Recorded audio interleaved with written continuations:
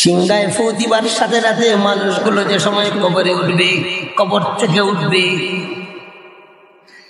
নেককার তার কবর থেকে ওঠার পরেই দেখবে নেক সুন্দর একটা আকৃতি তার সামনে উপস্থিত।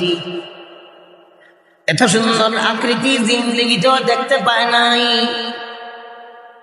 এত সুন্দর আকৃতি দেখার পরে জিজ্ঞাসা করবে, আপনি কে রে? আপনি কোত্থেকে আসলেন?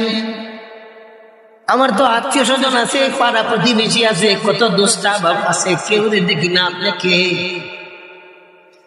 তো আগত সুন্দর আকৃতি লোকটাই বলবে, আল্লাহর বান্দারে, আরে আল্লাহর বান্দিরে, আমি আপনার দুনিয়ার নেক আমল,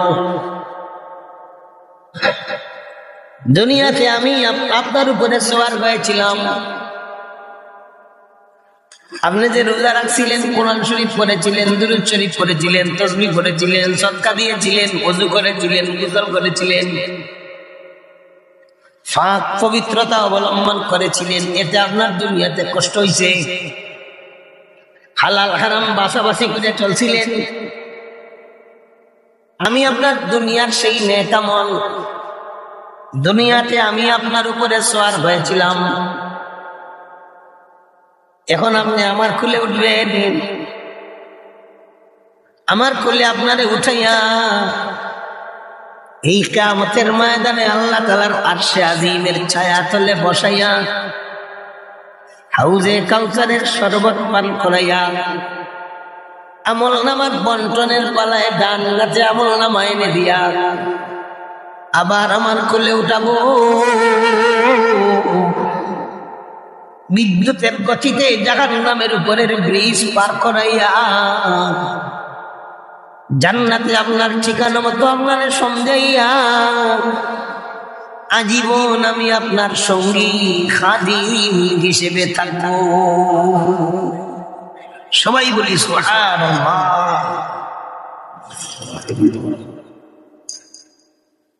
এই লোকটার আল্লাহর আদালতে হাজিরা দেওয়া হবে সহজ। আর যারা নাফরমান বদ আমল করেছিল, কবর থেকে উঠেই দেখবে বদ আমল, বদ আকৃতি ধারণ করে তার সামনে আছে, দেখলেই ডর লাগে, ভয় লাগে। জিজ্ঞাসা করার আগেই বলবে, ওরে বদ করে নাফরমান, তুই চিনস নি আমি কে? আমি তোর দুনিয়ার বদ আমল, তুই দুনিয়াতে আমার উপরে সওয়ার হয়েছিলে, এখন আমি তোর উপরে সওয়ার হব। দুনিয়াতে আমি তোরে বহন করেছি, এখন তুই আমারে বহন করবে। লাভ দিয়া সেই গুনার বোঝা কান্দে উঠবে, গুনার বোঝা কান্দে লইয়া কিয়ামতের ময়দানে আল্লাহ তাআলার আদালতে হাজিরা দিবার জন্য হাঁটবে। তার কেমন কষ্ট হবে। আল্লাহ তাআলা বলেন, ইয়া আইয়ুহাল ইনসানু ইন্নাকা কাদিহুন ইলা রাব্বিকা কাদহান ফামুলাকি।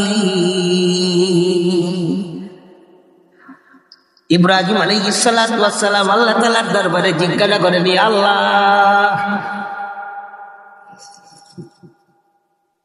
আপনি যে মুর্দারে জিন্দা করবেন একদিন, কেমনে আপনি মুর্দারে জিন্দা করবেন আমার একটু দেখাইয়া দেন। ইব্রাহিম আলাইহিস সালাতু ওয়াস সালামকে আল্লাহ তাআলা জিজ্ঞাসা করেন, ও খলিল, তোমার কি বিশ্বাস হয় না? ও খলিল, তোমার কি বিশ্বাস হয় না আমি যে মুর্দারে জিন্দা করতে পারি? ইব্রাহিম আলাইহিস সালাতু ওয়াস সালাম বলেন, বালা